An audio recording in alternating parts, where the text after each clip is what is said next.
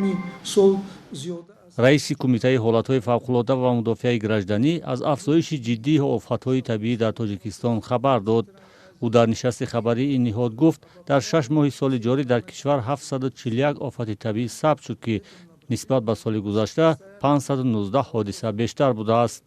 аз ин миён афзоиши баҳман ё тарма тақрибан 10 баробар зиёдтар шудааст. мутаносибан осеби иқтисодии ин офатҳо низ бештар гаштааст. ҳаҷми зарари иқтисодӣ дар нимсоли якуми соли 2026 ба 52 миллиону 827 ҳазор сомонӣ расид. дар ҳамин давраи соли 2025 ин нишондиҳанда 19 миллиону 665 ҳазор сомониро ташкил додад.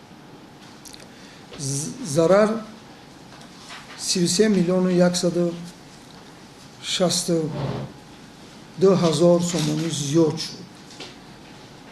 2.7 маротиба ё тақрибан 169%-ро ташкил менамояд. ҳамон замон шумораи ҳалокшудагон аз 6 нафар ба 12 нафар расид. ин рақамҳо собит месозад, ки маблағгузорӣ чораҳои пешгирикунандаи хароҷоти иловагӣ не, балки сармоягузорӣ ба амнияти аҳолӣ ва иқтисодиёт мебошад. раҷабалӣ раҳмоналӣ пешниҳод кард, ки омодагӣ ба офатҳо ба чорабиниҳои бештари пешгирӣ бо назардошти минтақаҳои осебпазир иҷро шавад.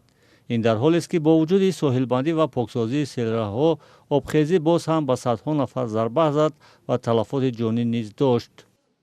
аз рӯи селҳо дар вилоятҳои Суғд 49, ноҳияҳои тобеи ҷумҳурии 30,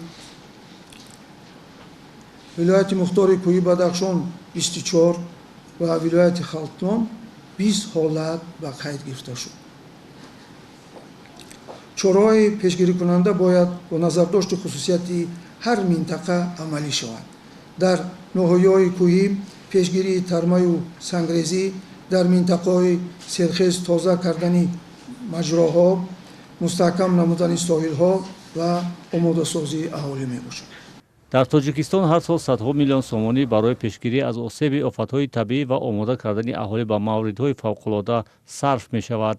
ҳарчанд талафоти ҷонӣ дар ҳодисаҳои табиӣ камтар шудааст, осеби иқтисодии онҳо бештар мегардад. аз кӯмак барои бозсозӣ низ зиёд гуфта мешавад, вале дар баъзе мавридҳо паёмадҳои офат солҳо боқӣ мемонанд ва зарардидагони офатҳои табиӣ борҳо аз нарасидани ёриҳои саривақтӣ шикоят кардаанд.